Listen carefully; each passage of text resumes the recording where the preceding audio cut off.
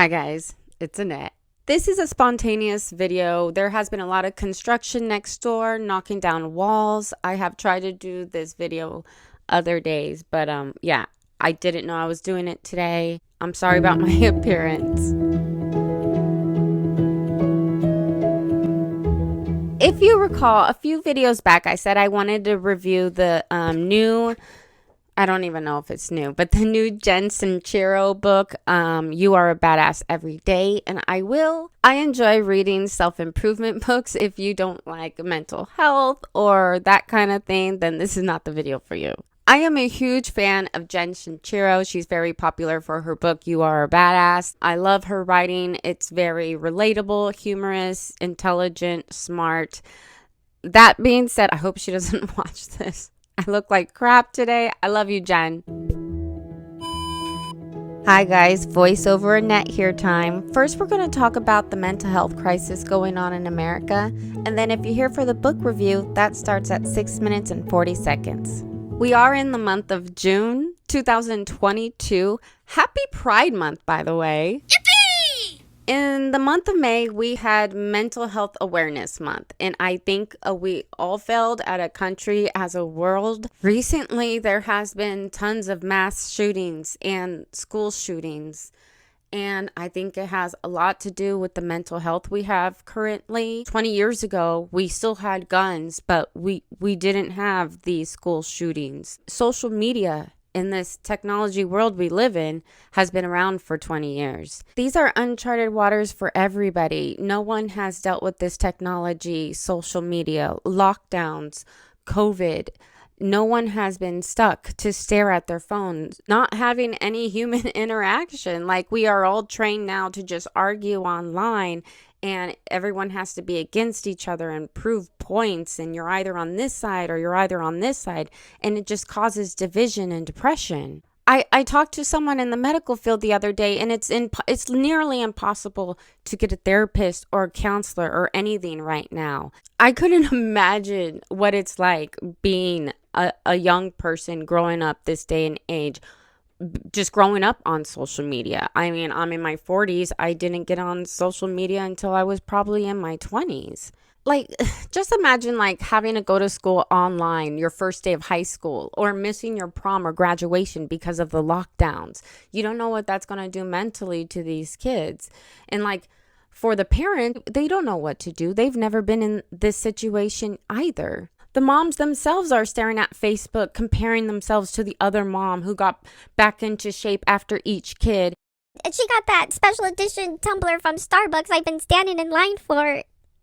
I don't know. I don't know what I'm talking about.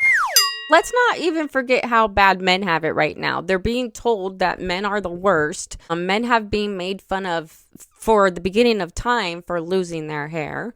But now, if you make fun of a woman for losing their hair, then you get slapped. We always make fun of the dad bod, but we still do the Calvin Klein little chonies with the six-pack. But then, like, triggered women over here, they get the obese women in swimsuits. Triggers should not stunt promoting health. I just don't know. Like, I don't know. This world is a little ass backwards right now. I think mental health is being promoted the wrong way. I think we should really talk about how to work on these issues. Meditation is key. Exercise. With modern day mental health, we just throw a label on it. We just diagnose it, throw pills at it, and walk away. Most mental illnesses come from when you were a child. They're behaviors you used as a child to deal with triggers, but you never changed those behaviors, so you brought them into your adult life. So what we need to do is find out what we're diagnosed with. There's cringy things you do have to do. You have to look inside. When you start acting that way, you have to notice it. You have to journal. You have to exercise. You have to meditate. You have to read books. You have to look inward. You have to do the shadow work. And yes, all these mental health exercises do make you cry. They are hard at the beginning. Yeah, it is tough. But trust me, you can hit rock bottom. You're going to have the dark night of the soul, but you're going to feel so much better when you come out because you are evolved. You're a better person for it. Yes, you can use pills and therapy, but what else are you going to use to improve this behavior? You're not always going to have PTSD, and you're taking your power back. It's your power. Everything, you're not putting the blame on anyone else.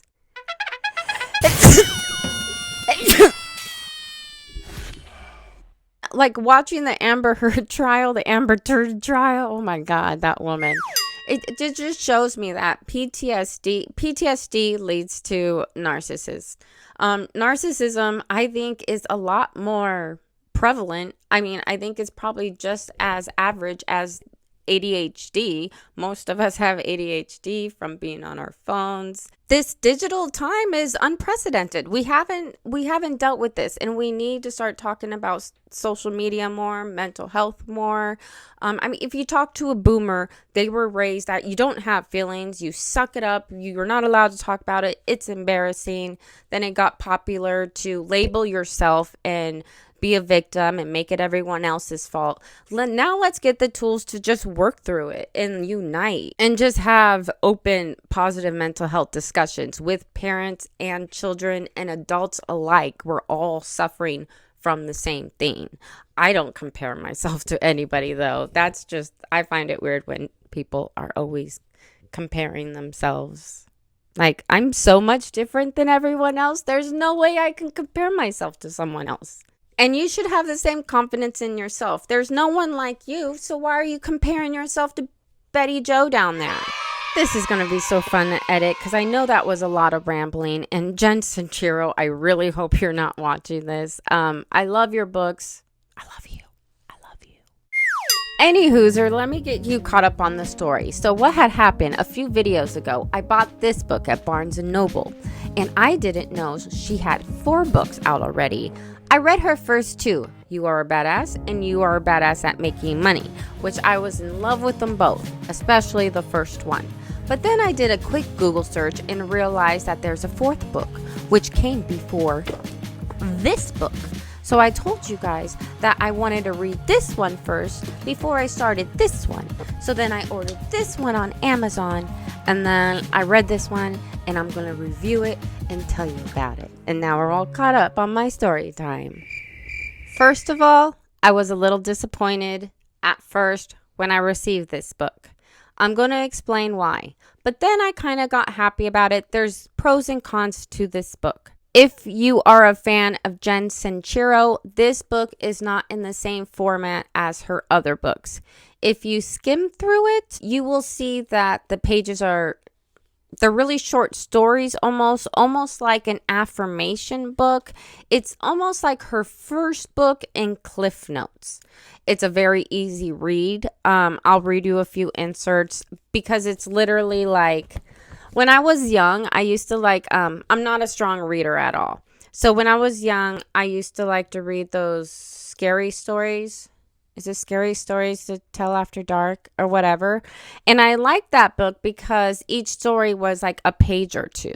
So that's how these chapters are. They're almost like bullet points. I wouldn't even say to buy this for a friend that's having a hard time, because I would just straight off buy the first book. If you're going to buy a gift for anybody, buy them You Are a Badass, the first book. That'll be a lot more useful than this one. But I think this one does have a really good purpose. Like I said, I am not a strong reader. So I think it's a really good idea for someone maybe in their preteens that's having a hard time, especially now.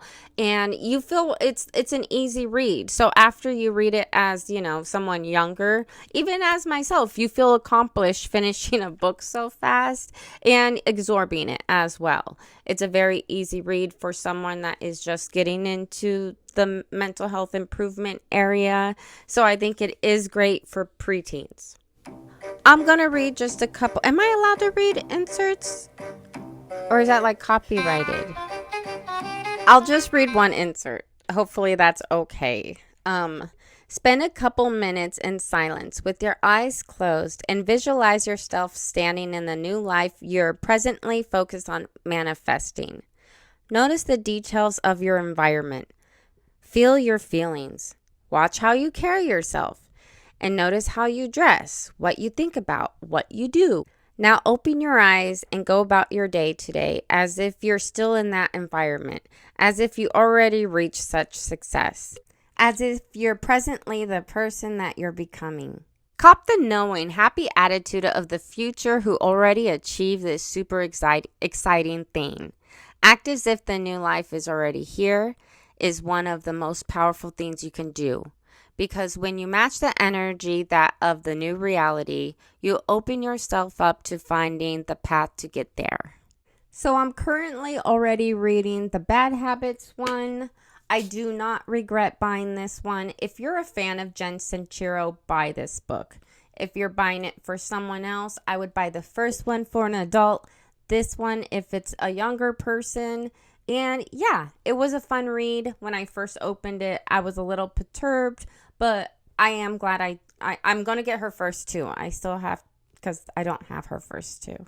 But I want the whole collection. Sorry if I came off a little high-strung earlier. Mental health means a lot to me. I just wish I had better vocabulary to express myself and maybe be a little softer around the edges. I have to go put a chicken in my crock pot, so I have to go. If you like this one, give it a big thumbs up. It does help me, and I'll see you in the next one. Boy, boy, boy, boy, boy, boy, boy, boy.